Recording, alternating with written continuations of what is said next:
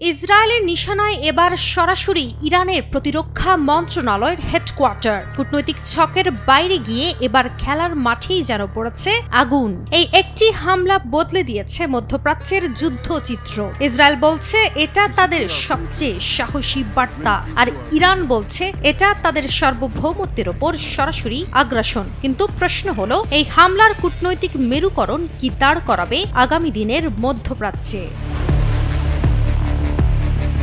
যুদ্ধের নিয়ম পাল্টে গেছে। এইবার আঘাত এসেছে এমন এক ঠিকানায় যে জায়গাকে ইরানের প্রতিরক্ষার মস্তিষ্ক বলা হয়। 15 জুন প্রথম প্রহরে যখন তেহরানের আকাশ জ্বলছিল একের পর এক বিস্ফোরণে, তখন সুনির্দিষ্টভাবে ইসরায়েলি ড্রোন ও ক্ষেপণাস্ত্র হামলা গিয়ে পড়ে ইরানের প্রতিরক্ষা মন্ত্রণালয়ের হেডকোয়ার্টারে। আন্তর্জাতিক গণমাধ্যম এপি ও আল জাজিরা সূত্রে জানা যায়, একই সঙ্গে হামলা হয়েছে ইরানের জ্বালানি অবকাঠামো ও পারমাণবিক সংশ্লিষ্ট স্থাপনাতেও, যার মধ্যে রয়েছে ইস্পাহান ও নাতানজ।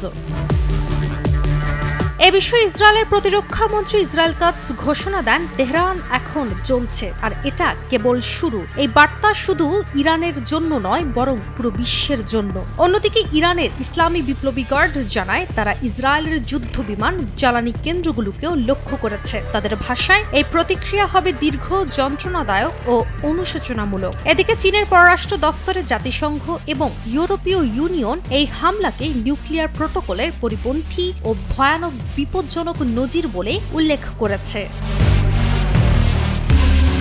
ইরান ইসরায়েলের চলমান এই সংঘর্ষের জেরে ইরান যুক্তরাষ্ট্র পরোক্ষ পারমাণবিক আলোচনা সরাসরি বাতিল করেছে ওমান। এ বিষয়ে ইরানের পররাষ্ট্রমন্ত্রী আব্বাস আরাকচি জানান, যখন ইরানের প্রতিরক্ষা মন্ত্রণালয়ের উপর হামলা হয় তখন আর আলোচনার কথা বলা যায় না।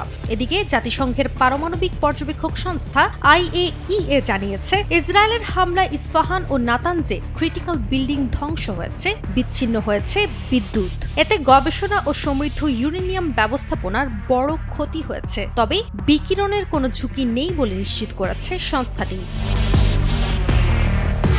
সব মশার বিরুদ্ধে সুরক্ষা দিতে এলো বসুন্ধরা এক্সট্রিম অ্যারোসল, মশার বিরুদ্ধে এক্সট্রিম সুরক্ষা। এদিকে এই একক হামলা এখন কূটনৈতিক অর্থে বহু স্তরের বার্তা বহন করছে। যেমন এটি যুদ্ধক্ষেত্রকে পারমাণবিক আলোচনার টেবিল থেকে সরিয়ে দিয়েছে, আবার ইসরায়েল বার্তা দিচ্ছে তারা জানে কোথায় আঘাত করবে এবং তারা তা করবে। আর ইরানের বার্তা হলো, কূটনৈতিক পথ রুদ্ধ হলে প্রতিক্রিয়াও রাজনৈতিক হবে না, সামরিক হবে। বিশ্লেষকরা বলছেন, এই যুদ্ধ এখন আর শুধু ইসরায়েল ইরানের মাঝে নেই, এটি গোটা কূটনৈতিক ব্যবস্থার স্থিতিশীলতা ও বিশ্বাসযোগ্যতার উপরও এক হামলা।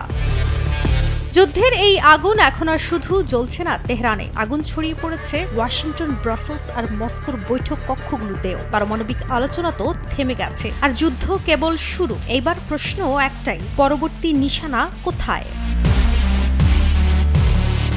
কাজিয়া হোনা, নিউজ 24।